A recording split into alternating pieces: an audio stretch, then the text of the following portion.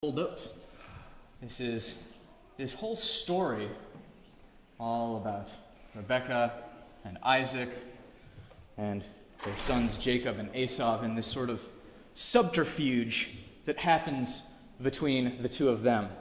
Billy's going to talk a little bit about that, so I'm not going to go on at great length about that, but I am going to talk about Isaac. Isaac is a fascinating character. Of all of the patriarchs, he is in some ways the most passive, the weakest. He doesn't really do much. In his life, what he really does is, well, he redigs his father's wells, the wells that Abraham already dug. It's not like he takes a lot of initiative in the whole thing. The character with all of the initiative in the Isaac story is Rebekah, actually.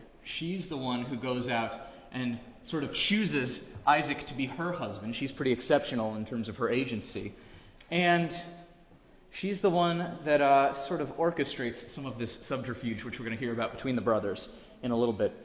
And so, scholars, not rabbis, but biblical scholars, the kind of PhDs and people who read this stuff for a living and write about it, they think a lot of things about Isaac. They're not sure what to make of him. One theory is that Isaac was actually, all of the Isaac material was lost to us somehow, disappeared, that there was actually a whole bunch of Isaac stories that we don't have. That's one theory. Another theory, and now I'm getting into a place that some more traditional rabbis would say that even to suggest this would be heretical, but another theory is that what if Isaac wasn't originally part of the story? What if Isaac actually came later? And the reason they suggest this is because Abraham did so much, and he was connected to the kingdom of the south, Judah, the southern part of the Israelite kingdom, and Jacob was in the north, the northern kingdom, Israel, and he did so much for that part. What if Isaac was written a little bit later on, and Isaac, rather than being a character, is actually the mechanism that brings together all of the people of Israel, the northern and the southern kingdoms, all of the ancient Israelite people into one people altogether. Isaac then becomes a really transformed character, actually.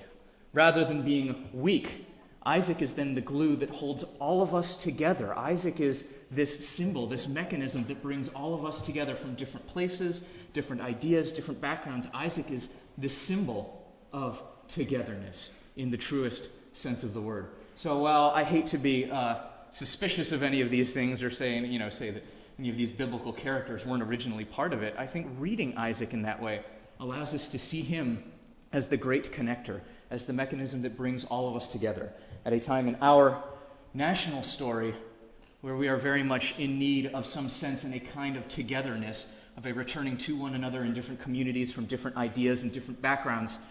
Looking at Isaac not as the one who is weak, who just passively goes along with it, but as the one who silently, quietly ties together the Jewish people, brings us all together. I think that's really a powerful character, and that's one to really emulate and follow in this sense. So, in spite of Isaac's passivity, I think that there is a great brilliance in the way that he functions within our sacred stories, a brilliance for us to hold at this time.